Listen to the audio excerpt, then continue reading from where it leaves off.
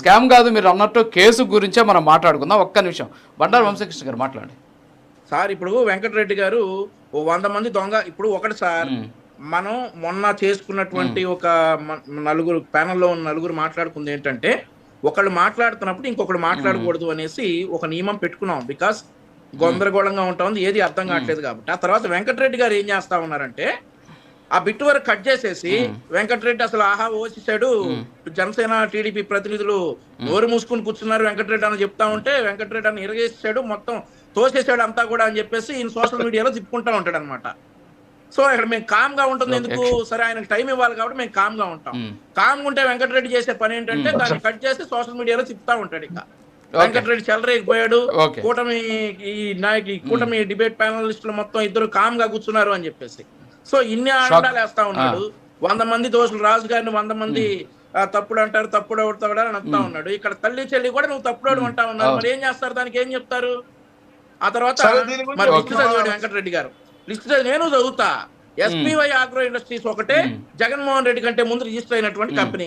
ఆ తర్వాత వచ్చిన అదాన్ డిస్టిలరీస్ కావచ్చు, గ్రేసన్స్ కావచ్చు, లీలా కావచ్చు, జేఆర్ అసోసియేట్స్ కావచ్చు, పీవీ స్పిరిట్స్ కావచ్చు, ఇవన్నీ మీరు పెట్టిన డిస్టిలరీస్ కాదా? ఆ తర్వాత వాటి నుంచి వచ్చినటువంటి బ్రాండ్స్ ఒక నిమిషం నేను చెప్తాను దానికి ఆన్సర్. ఒక నిమిషం సార్, ఇవన్నీ ఏంటి, ఎక్కడి నుంచి వచ్చాయి? మీరు చేసినాయి కదా మా హయాంలో ఏం ఎక్కడి నుంచి వచ్చాయి? నువ్వు ఈ రోజు 2 పేపర్లు తీసుకొచ్చేసి చదివేసేస్తే ఎవడు ఎండో 2 పేపర్లు తీసుకొచ్చేసి చదివేసేసి ఇవన్నీ ఆ హయాంలో వచ్చినాయి. ఏం పడిచావు? 2019 నుండి 24 వరకు ఏం పడిచావు? ఒకవేళ చంద్రబాబు నాయుడు గారు ఇవన్నీ తీసుకొస్తే చెప్పొచ్చుగా. 2019 నుండి 24 వరకు ఆయన నోట్ చేసుకోమని తర్వాత మాట్లాడమని చెప్పండి. ఎందుకు మధ్యలో డిస్టర్బ్ చేయడం?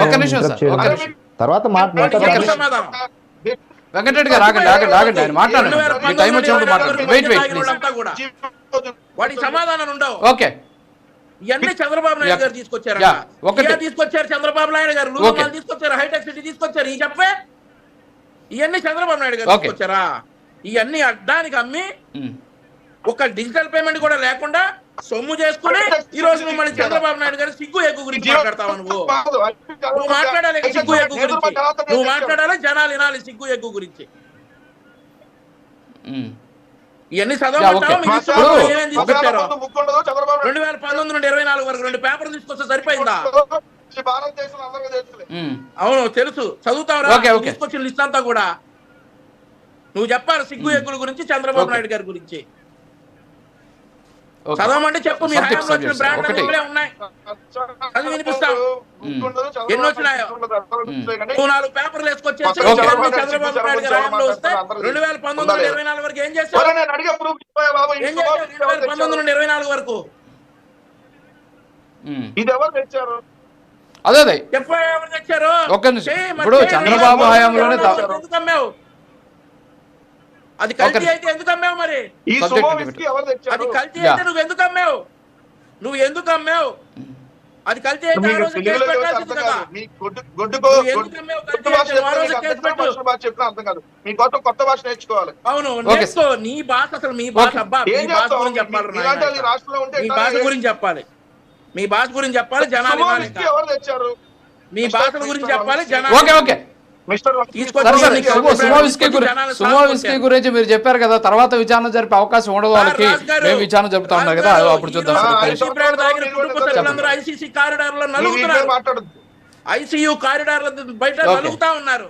వీళ్ళేమో జెట్ ఫ్లైట్లు, ప్రత్యేక విమానాలు, వీళ్ళంతా కూడా గాలికి తిరుగుతా ఉంటారు. ఇక ఆ డబ్బులు వెనకేసుకుని వీళ్ళు చెప్పాలి కల్తీ బ్రాండ్ల గురించి, వీళ్ళు చెప్పాలి, జనాలు వినాలి కల్తీ బ్రాండ్ల గురించి.